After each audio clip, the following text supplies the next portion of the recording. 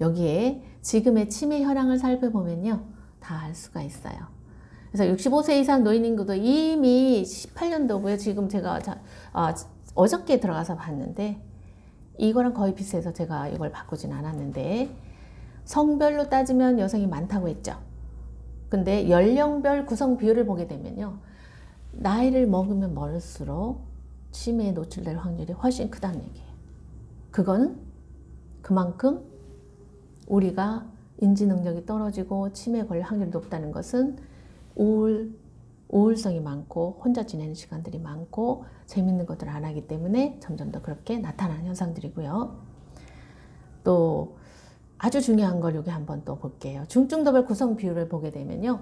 요 경도 쪽이 41.4%로 나오죠.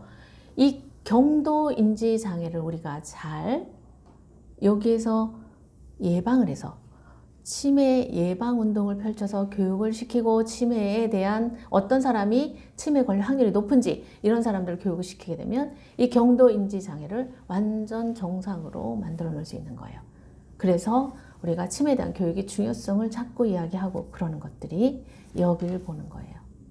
그래서 유형별 구성 비율을 보게 되면요. 알츠하이머가 거의 70% 이상 넘고요. 이미 75% 가고 있고요. 그 다음에 혈관성이고 나머지는 그 기타예요. 치매에 대한 두려움은 어르신들에 대해서 한 번씩 여쭤만 봐도 금방 나타날 수 있어요.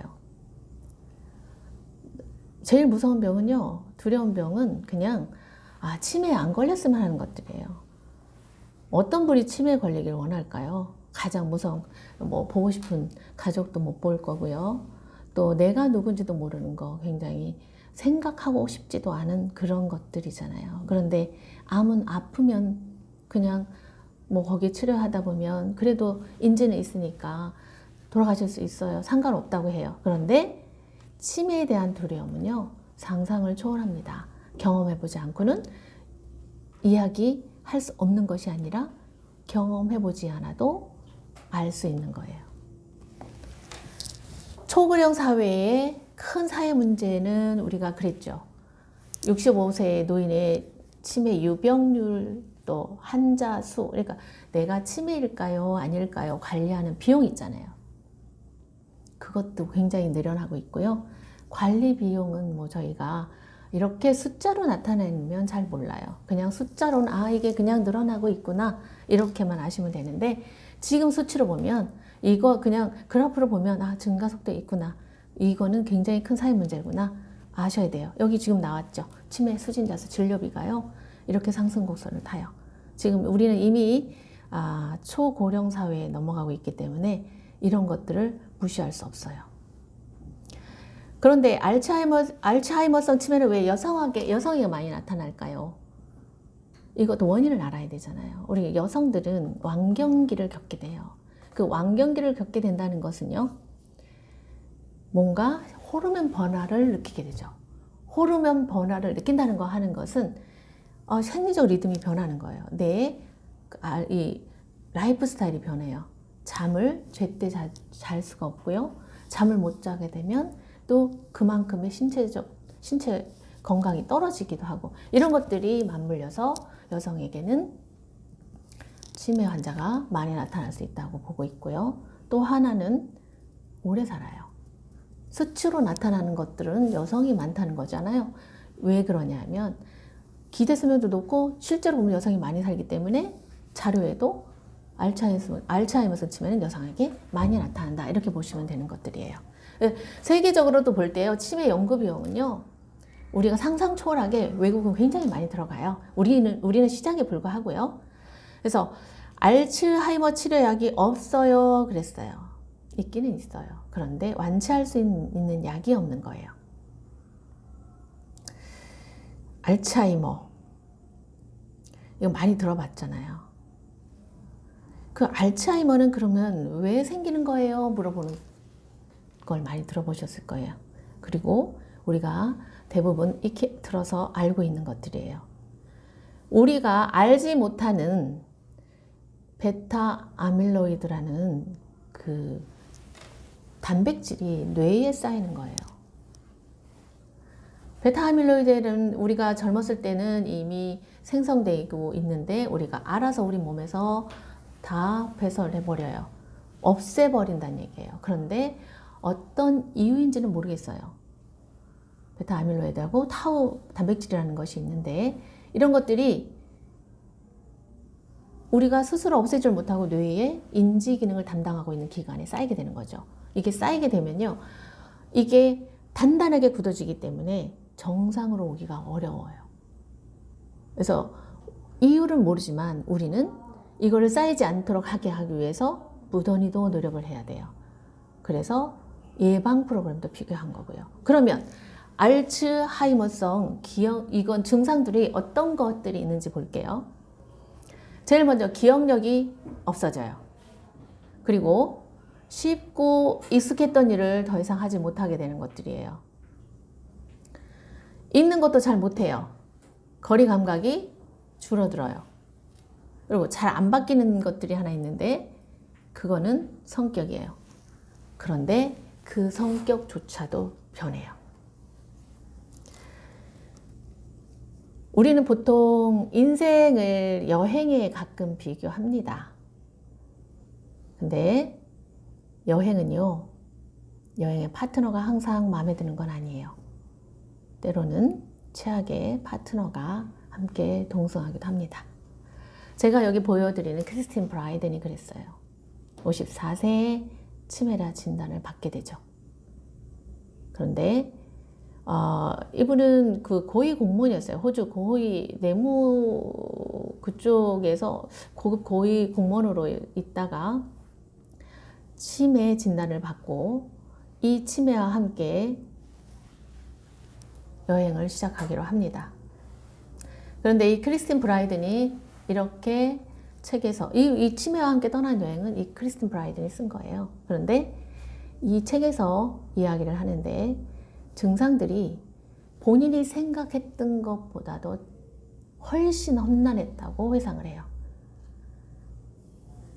단기 기억, 뭐 가족들조차도 잊어버리게 되고요. 말과 글이 얽히기도 하고 뭐 이미지 뭐 소리랑 뒤섞이는가 하면 어쨌든 자기가 약을 먹는 거 하고 일기장이 아니면 오늘이 며칠인지 또 오늘이 어떤 계절인지 알 수 없었다고 그래요. 그럴 때마다 크리스틴 브라이든은 가족에게 의지할 수밖에 없었다고 그래요. 가족의 도움이 아니면 버틸 수가 없었다고 이야기합니다. 근데 치매와 함께 떠나는 여행 중에서 여기에 이런 이야기가 나옵니다. 부디 치매를 앓는 사람들을 존중하고 그들에게 귀 기울여 주세요. 저와 같은 치매 환자들은 이해하기 어려운 행동을 하더라도 여전히 가치 있는 사람이라고 이야기해요. 장면 볼까요? 이분이 40년, 20년 동안 이 치매에 관련된 치매와 함께 떠나는 여행이라는 책뿐만 아니라 4권의 책을 더 발간해요. 그리고 영화로도 소개가 됩니다. 이 영화로 소개된 게 스틸 앨리스라고 하는 건데요. 이것도 굉장히 주목을 받는데 성공했어요. 그래서 여기 보이는 것이 크리스틴 브라이든 주인공을 한 거고요. 영화에서는 이 대목이 굉장히 굉장히 마음을 많이 울렸던 것들이에요. 지금이 내가 나일 수 있는 마지막 시간일 거야 라는 대목이에요. 그런데 크리스틴 브라이든은요, 이 치매와 함께 떠나는 여행에서 매번 저희한테 메시지를 준 게 하나 있어요. 이 사람은 결혼했다, 이혼해서 딸 셋하고 함께 살았죠. 치매에 걸린 이후로요, 재혼했어요. 가장 중요한 메시지는요, 치매 환자도 일반 사람하고 같은 일상생활을 즐길 수 있다는 것들이에요. 아주 가장 중요한 메시지인 거죠. 알츠하이머에 대해서 제가 설명을 드렸고요. 알츠하이머는 70%, 72%, 거의 73%를 가고 있는데요. 그게 다 가장 많은 게 알츠하이머이기 때문에 알츠하이머에 대해서 제가 설명을 많이 해드렸고, 그 다음으로 혈관성 치매에 대해서 알려드리겠습니다. 혈관성 치매는 알츠하이머하고 좀 다른 증상이 나타나요.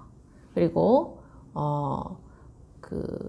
알츠하이머는 베타 아밀로이드라는 단백질하고 타우 단백질이 이렇게 뒤섞여서 인지 기능을 담당하고 있는 그 뇌의 그 기능성을 마비시키는가 하면 이거는 뇌혈관 막히거나 좁아지는 현상을 이야기합니다. 그리고 이거는 급작스러운 상태가 악화되기도 하고요. 또 반복적으로 점진적으로 나타나서 팔다리 같은 마비 증상도 오는 것이 혈관성 치매입니다. 혈관성 치매에 좋은 운동이 있는데요. 원래는 제가 이렇게 재밌는 노래로 몇 가지 동작을 보여드릴까 했는데 여기서는 안 보여드릴까 합니다. 제가 너무 이쁘게 잘해서 보여드리지 않고 치매 단계별 증상을 말씀드리도록 하겠습니다. 초기 치매는요, 말 그대로 그냥 초기 치매예요. 아, 이분이 조금 이상하구나 알아차릴 정도만 되고요. 근데 아직은 그래도 혼자서 지낼 수 있는 수준을 초기 치매라고 합니다. 일상생활을 해도 가까이 있는 사람만 눈치를 챌 정도라고 알아보시면 되고요. 중기 치매는요, 일단 계산 능력이 일단 떨어져요.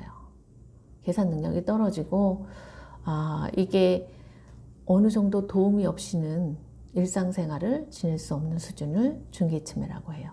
왜냐하면 가까운 내가 일상적으로 매일 다니는 길도 가끔 생각이 안 나서 못 돌아오는 수도 있고요. 또 내가 이 계절에 맞는 옷을 찾아 입을 수 없는 상태가 되고요. 또 가끔가다 내가 무엇을 이야기하고 무엇을 먹었는지조차도 모르는 이런 증상들이 자주 반복해서 일어나게 되면 중기 치매로 인식하시면 되겠습니다. 그 다음에 말기 치매는 이미 그냥 와상 환자라고 생각하시면 돼요. 모든 기능을 잃어버리시는 거예요. 하다못해 내가 먹고 움직일 수 있는 것들은 할 수 없는 것들이에요. 먹는 것조차도 잊어버린다고 생각하시면 돼요. 말기 치매는 그야말로 이제 도저히 회복되기 어려운 상태라고 생각하시면 되겠습니다. 그래서 기억력 평가 문항이 있어요. 원래는 이게 중앙치매센터에 가서 보게 되면 이 기억력 평가 문항을 그대로 씁니다. 내가 자가 진단하는 거예요. 그래서 이거는 생각을 많이 하시면 안 돼요. 한번 쭉 읽어보고 쭉 읽어보고 체크하시면 돼요. 그 중에서 이게 내가 몇 개 정도에 해당되는지 한번 읽어보시고 만약에 여기에서 문항 중에서 예라고 대답한 게 적어도 6문항이 나왔다 하면 가까운 치매센터 가서 진단 한번 받아보셔야 된다는 이야기입니다. 잘못 알고 있는 치매 상식 이런 것들은 이미 여기저기 많이 떠돌아다니고 있어서 제가 이거는 간단하게만 설명하고 넘어갈까 해요. 그래서 이 중에서 뭘 많이 알고 싶어 합니까? 하고 여쭤보면 몇 가지 대답하는 것들 중에서 저는 고스톱 같은 게임을 하면 예방될까요? 라는 질문을 많이 하세요. 그래서 그렇게 알고 계시는 분들도 많고요. 정답부터 말씀드리면 아닙니다. 고스톱 같은 게임을 많이 하게 되면 예방된다고 예스라고 하기에는 학술적으로 증명된 게 없어요. 그리고 만약에 고스톱 게임을 하면 상황 판단도 해야 되고 내가 돌아가는 상황도 알아차려야 되고 어떤 생각을 하게 되는 인지를 또 어느 정도 쓰게 되잖아요. 그래서 도움이 되지 않을까 막연하게 생각을 하게 되지만 증명된 바 없어서 그렇게 얘기를 하지만 그냥 아무것도 안 하고 TV 보는 것보다는 낫습니다.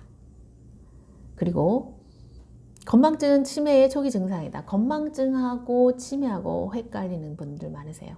건망증은요, 있는 그대로 잠깐, 그러니까 우리의 신경회로라고 이야기하시면 좋을 듯한데요.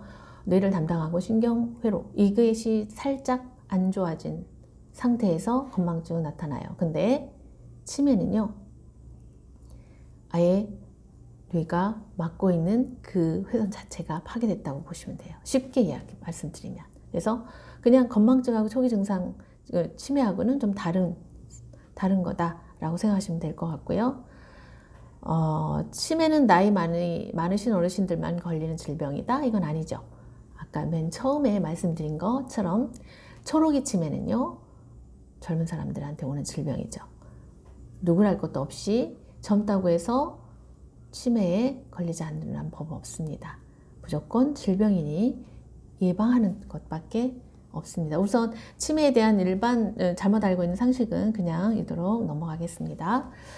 건망증과 치매의 차이점은 그럼 뭘까? 건망증은요, 제가 아까 말씀드렸듯이 정상적인 노후라고 보시면 돼요.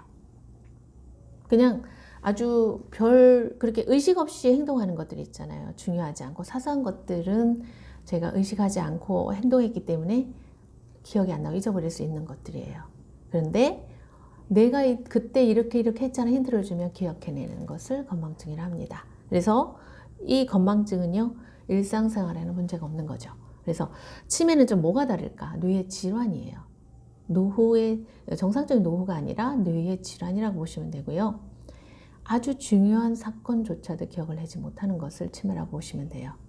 힌트를 줘도 기억해내지 못하는 거, 이런 것들은 일상생활에 지장을 준다는 거죠. 여기서 건망증은 어느 정도 설명을 드렸고, 경도인지 장애에 대해서 아주 중요한 경도인지 장애, 제가 왜 자꾸 경도인지 장애에 중점을 두는지 그건 설명드리도록 하겠습니다. 경도인지 장애는요, 우리가 일상생활로 흔히들 친구들끼리도 겪는 일이에요. 가까운 사람 이름 잘 기억 안 나고, 내가 좋아하는 연예인 이름도 벼랑간에 기억이 안 나고, 얼마 전까지 매일 하던 일도 있는데 일의 내용이 기억이 안 난다든지, 뭐 물건을 잘 찾지 못한다든지, 그런 것들이요. 물건을 사러 갔는데 내가 무슨 물건을 사러 왔는지도 잘 기억해내지 못하는 것들, 이런 것들을 경도인지 장애라고 합니다. 여기서 왜 경도인지 장애가 왜 그다지 또 중요한지를 제가 설명드릴 거는 여기서 설명드리도록 하겠습니다. 정상과 치매가 있는데 그 사이가 경도인지 장애라고 말씀드렸어요. 그러면 경도인지 장애는 증상도 제가 말씀드렸죠. 경도인지 장애는요, 같은 또래, 그냥 나이가 같은 또래 중에서도 아주 많이 차이 나는, 기억력이 왜 같은 또래에 비해서 많이 차는, 기억이 떨어지는 그런 사람들을 경도인지 장애라고 했죠. 그러면 경도인지 장애를요, 일본의 그 노인 예방대학이라고 장수대학이라고 있어요. 거기서 경도인지 장애 환자들을 놓고 실험을 했어요. 제가 나중에 설명드릴 코그니사이즈라는 운동을 매일 반복적으로 시킨 결과 경도인지 장애 환자들을 정상으로 돌아온 것이 퍼센테이지가 50%가 넘어요. 굉장한 효과죠. 그렇게 된다고 하는 것은 경도인지 장애는요, 이게 치매로 갈 고위험군을 많이 담고 있는 그 부분들이에요. 경도인지 장애를 많이 치매 예방 운동을 시킨다거나 인지에 도움이 되는 활동을 하고 이런 것들을 하게 되면 치매에서 완전히 해방될 수 있는 기회가 있기 때문에 고위험군을 막아주는 거기 때문에 경도인지 장애에 중점을 두는 거예요. 이유도 그래서 그래요.